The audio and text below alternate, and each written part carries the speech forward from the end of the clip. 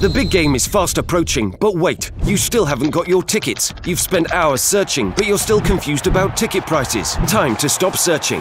Visit ticketcompare.com. We compare ticket prices for all the popular leagues and tournaments for you. We work only with the most trustworthy sites, so you can have peace of mind when buying your tickets. Compare prices, buy tickets, get to the game. Ticketcompare.com. Buying tickets made simple.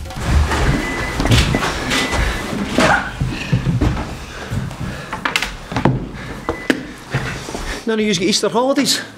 No?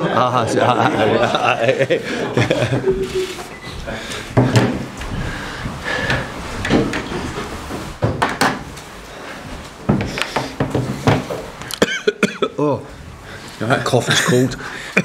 Sorry. No problem. Everyone set? Gary, can you kick us off? Thank you. Thank you for your time. Any updates for us? We've got a problem with Lanzini. I know he didn't play in the second game for Argentina. A problem with his knee, so we're assessing it. He's done a good bit of running, so we're hoping he's got a chance. And Ginger had a bit of a hamstring injury, and we're going to have to assess it as well. So I think after that, most things people are improving. Andy Carroll's improving and getting closer to getting ready to play. So yeah, one or two coming back. Who's coming back, for example? Who will be? Andy. Yeah. Eddie Fernandez is back as well. Eddie Fernandez is another one. Arthur is back after it seemed like an alternative of his ban, but he deserved it. But he's now back. So a bit of a reset. Yeah, no, definitely. No, we've got a couple back, so getting one or two back there. How useful was it to have 3 weeks together, whether here or there? Well, we didn't have 3 weeks together because the international players were away for 2 weeks, but we certainly had 5 days together, and I thought it was really good. I thought it was the right time, certainly good weather, and I think actually with the way things went after the Burnley game, I think it was a good time to take the players away as well. So all in all, it gave us a chance to spend some time together and train. So I think from that, you would rather, given the choice after that defeat, have the break to reassess and work things through, or would you rather go straight back out then? It was nothing to do with a defeat, it was nothing to do with a win, it was to do with the right time to go away. We had 3 weeks off and we thought it was the best time to try and take a few days away. I think what I'm trying to say is, as a manager, would you rather have got straight back out there 5 days later? I think you would in the most cases. But I think on this situation there was nothing we can do. We were out the FA Cup, so there's nothing we could do about that. So we thought it was the best chance, and probably after the way things went, it was good to get away and sort of let the dust settle. On that, I read in your article that the players are very together and they've been hard on themselves. Yeah, the players are very together, and it's given us a chance to really, emphasise the importance of not only being in the Premier League, but the importance of being good teammates, working together. And they've been tough on themselves because they know that we've got to do better.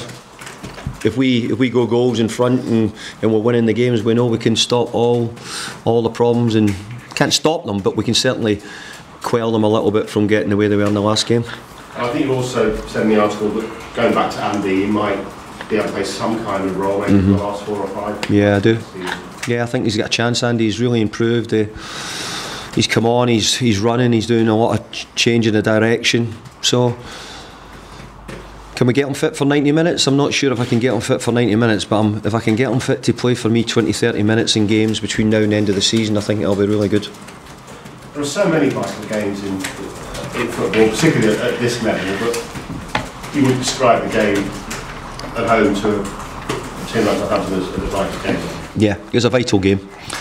But I've had vital games since day one, but they're getting more vital if I can do that. And we're running out of games as well. But we're positive. When I took over, we were in the bottom 3. We had some brilliant results.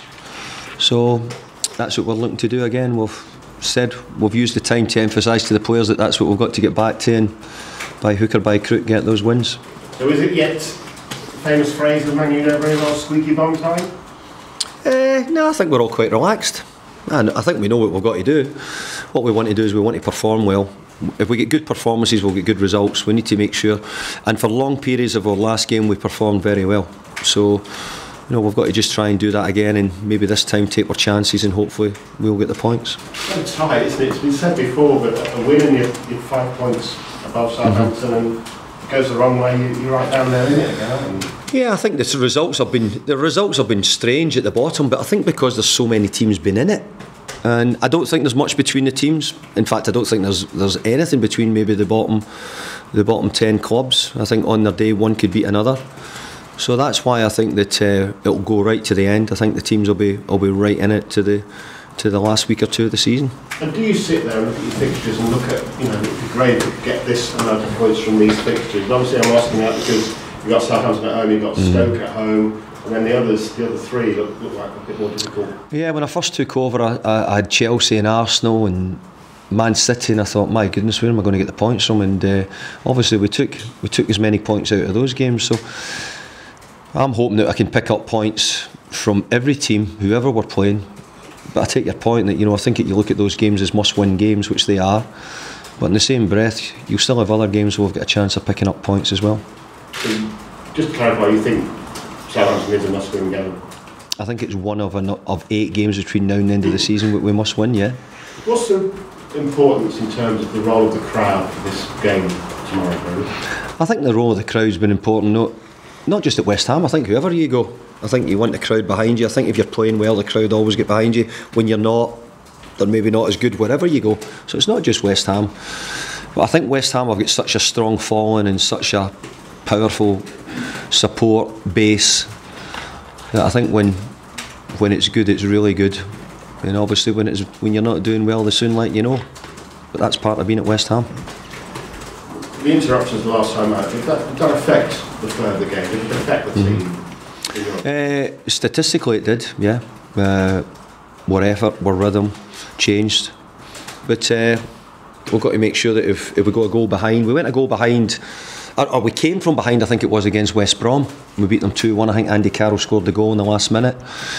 So it just shows you, we've got to make sure we were right in the game. We'd played well in the game. Maybe didn't start the second half as well as we could have, but we'd played well in the game. So we've got to make sure that we don't let any disruptions and anything alter one mind. And I think the players are in a different mindset now. They really are. Just finally from me, obviously your captain has appealed to the fans to show their best side, to show what the good part of being a West Ham supporter is. Dissenters will be watching and hoping for more of the same maybe. What's your message to the fans? I think the supporters will be right behind West Ham. I think they know the importance of the game. They know the importance of all the games. And the bit's been done now. Let's make sure you help the team. The team will do everything to give you something to shout about and cheer about. So we'll try and play our part. You make sure you play your part.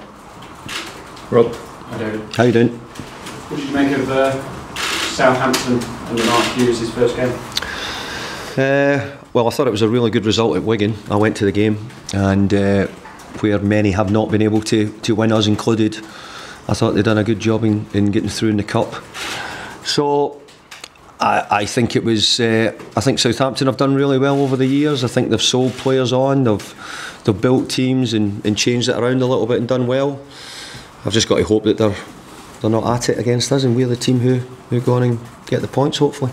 Mark Hughes, similar levels of experience to you. What will he be going through at the moment? Well, I think he's going in and he's saying he's taking a job and he'll know how difficult it is.